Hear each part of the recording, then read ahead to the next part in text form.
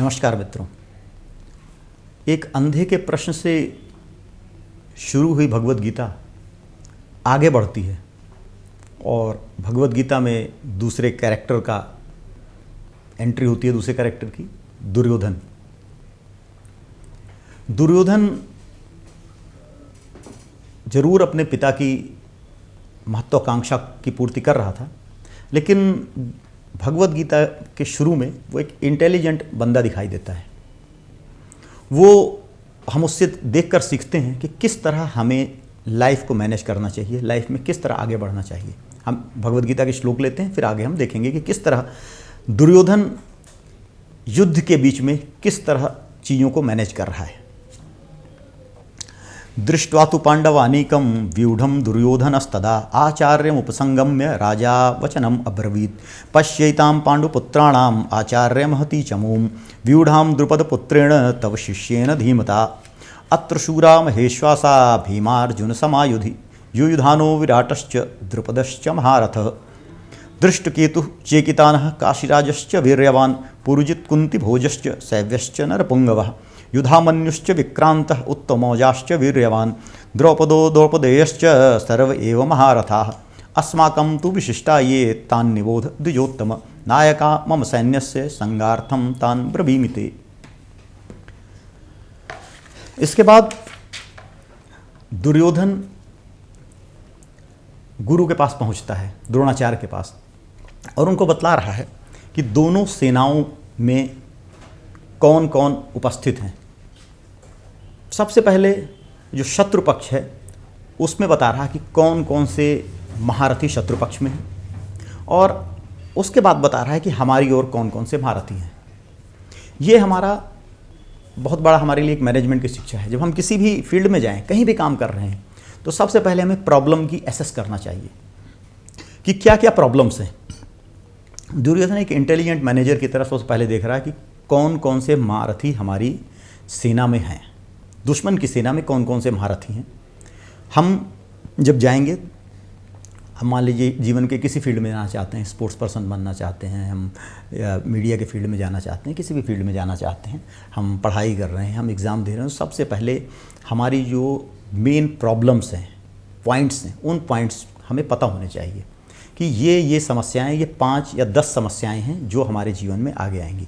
अगर हम समस्याओं पर विचार नहीं करते हैं और सीधे ऐसे ही चले जाते हैं तो हमारी सफलता में बड़ा संदेह है। दुर्योधन एक इंटेलिजेंट बंदा है और वो इंटेलिजेंसी को सबसे पहले बतला रहा है गुरु को कि हमारे लिए अर्जुन प्रॉब्लम है, हमारे लिए भीम प्रॉब्लम है, हमारे लिए ये प्रॉब्लम है। तो हम जीवन में जाएँ तो सबसे पहले देखें कि समस्याएँ कहाँ कहाँ हैं और उन समस्याओं का क्या निवारण हो सकता है। उसके लिए हमारे लिए दूसरे पक्ष में विचार करना जरूरी है कि हमारी क्या खूबियां हैं, किन खूबियों की हमें कहाँ ज़रूरत है। तो दुर्योधन आगे कहता है कि हमारे पक्ष में जो लोग हैं उनको आप सुनिए, उनको आप देखिए। अस्माकं तु विशिष्टा ये तान् निबोध द्विजोत्तम नायका मम सैन्यस्य संज्ञार्थम तान् ब्रवीमिते भवान् भीष्मः कर्णश्च कृपश्च समितिञ्जयः अश्वत्थामा विकर्णश्च सोमदत्तस्तथैव च अन्य बहवे च शूराः मदर्थे त्यक्त जीविता नाना शस्त्र प्रहरणाः सर्वे युद्ध विशारदाः। वो ये बतला रहे हैं कि हमारी ओर भीष्म हैं, आप हैं, कृपाचार्य हैं, कर्ण हैं, अश्वत्थामा हैं। तो एक तो सबसे पहले जब हम बात कर रहे हैं अपने जीवन में, मैनेजमेंट में कहाँ कहाँ प्रॉब्लम आ सकती है और उन प्रॉब्लम का सलूशन हमारे पास क्या है, तो दुर्योधन उसको एसेस करता है कि वहाँ हमारी प्रॉब्लम है अर्जुन, हमारी प्रॉब्लम है भीम, हमारी प्रॉब्लम है धृष्टद्युम्न, और इसकी सॉल्यूशन हमारे पास है भीष्म, द्रोण, कृपाचार्य, कर्ण।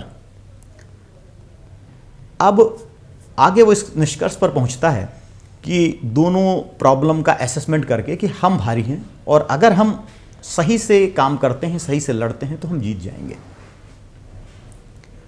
बिल्कुल यही हमारा असेसमेंट होना चाहिए। इसी तरह हमें जीवन में आगे बढ़ना चाहिए कि हम उस फील्ड में जा रहे हैं, उसकी एनालिसिस करें और उस एनालिसिस करने के बाद हम देखें कि हमारे अंदर क्या कमी है और जो कमी है उस कमी को हम पूरा कर लें, तो हम अपने जीवन में आगे सफल हो सकते हैं और आगे बढ़ सकते हैं। दुर्योधन आगे एक श्लोक कहता है, दरअसल क्या था कि अर्जुन और दुर्योधन में क्या अंतर है। एक सफल व्यक्ति, अगर एक व्यक्ति एक योद्धा है, वो सफल होने जा रहा है, और एक योद्धा है जो असफल होने जा रहा है। दोनों बहादुर होते हैं, दोनों पराक्रमी होते हैं, तभी वो योद्धा कहलाते हैं, तभी वो लड़ रहे होते हैं। जो भी आज हम अगर देखें, जो दो टीमें इंटरनेशनल खेल रही हैं, गेम क्रिकेट खेल रही हैं, कुछ भी खेल रही हैं, या इंटरनेशनल लेवल पर दो अगर सेनाएं लड़ रही हैं, तो क्षमताएं दोनों में होंगी, इसमें कोई संदेह नहीं है। लेकिन किसकी क्षमताएं, किसके विचारों का मूल्य ज़्यादा है? एक पाश्चात्य दार्शनिक हुआ है हेगल, वो कहता है कि तोपों की गड़गड़ाहट और तलवारों की खनखनाहट के पीछे विचारों का युद्ध होता है। जिसके विचार मजबूत हैं वो जीतेगा। तो विचारों की मजबूती बड़ी ज़रूरी है। जो व्यक्ति अपने लिए काम करता है वो व्यक्ति के लिए ज़रूरी नहीं है कि वो जीते, लेकिन जो धर्म के लिए काम करता है, जो देश के लिए काम करता है, जो समाज के लिए काम करता है, जिसके जीवन का उद्देश्य व्यापक होता है, उसकी जीत ज़्यादा ज़रूरी होती है, उसकी जीत ज़्यादा संभावनात्मक होती है।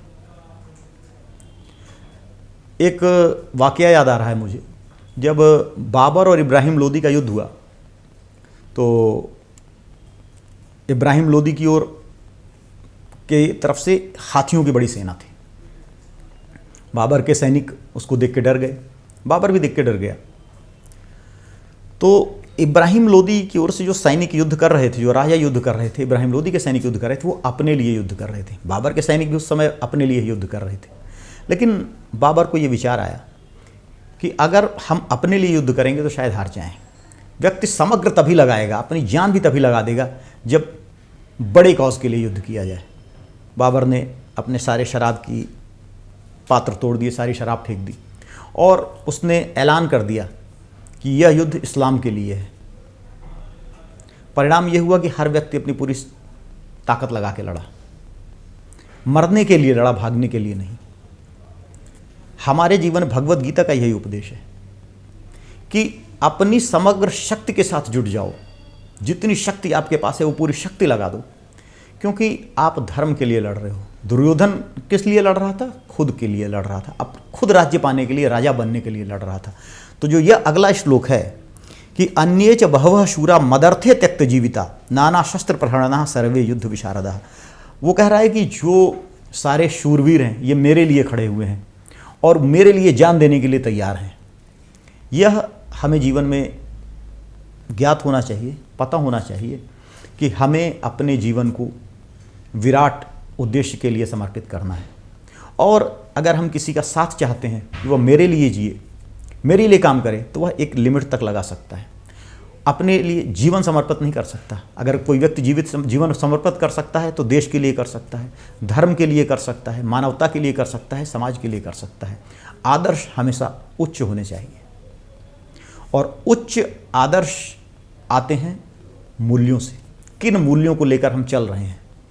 अगर हम उच्च मूल्यों को लेकर चलेंगे तो हमारे आदर्श उच्च होंगे, हमारे आदर्श उच्च होंगे तो हमारी विजय निश्चित है। अगर हम अपने वासनाओं से संचालित हैं तो हमारे साथ लोग तो जुड़ जाएंगे। होता भी है, आपने देखा होगा कि कई गिरोह बन जाते हैं, एक बंदा दो बंदे इकट्ठे होकर गैंगस्टर बन जाते हैं। लेकिन गैंगस्टर्स का गिरोह कितना भी मजबूत क्यों ना हो, वो एक संस्थागत पुलिस का मुकाबला नहीं कर सकता। कारण यही है कि वहाँ लोग अपने स्वार्थों से जुड़े हुए हैं। स्वार्थों से जुड़ा हुआ व्यक्ति कभी भी जीवन में एक सीमा से आगे नहीं बढ़ सकता। अगर हमें अपने जीवन में सीमा से आगे बढ़ना है, सर्वोच्च बनना है, तो हमें विराट के लिए कार्य करना होगा। जो खिलाड़ी केवल अपने लिए खेलता है वो कभी विश्व विजेता नहीं बन सकता। विश्व विजेता बनने के लिए आवश्यक है वो देश के लिए खेले, वो समाज के लिए खेले, वो धर्म के लिए खेले, वह धर्म के लिए जिए। इसलिए हमें अपने जीवन के उद्देश्य को व्यापक रखना है, अपने जीवन के उद्देश्य को विराट रखना है।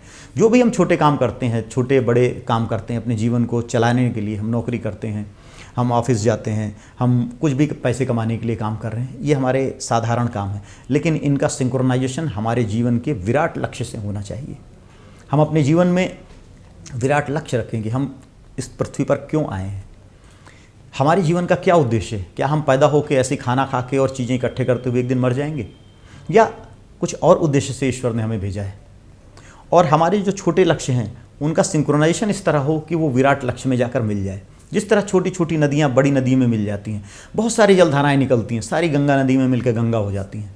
इसी तरह हमारे छोटे मोटे जितने भी कर्म चल रहे हैं, अगर वो सारे कर्म विराट लक्ष्य की प्राप्ति के लिए, धर्म के लिए मिल गए तो हमारा उद्धार हो जाता है और हमारा जीवन अर्थमय हो जाता है। तो जीवन को अर्थमय बनाने के लिए भगवद गीता के ये कुछ श्लोक बहुत महत्वपूर्ण हैं।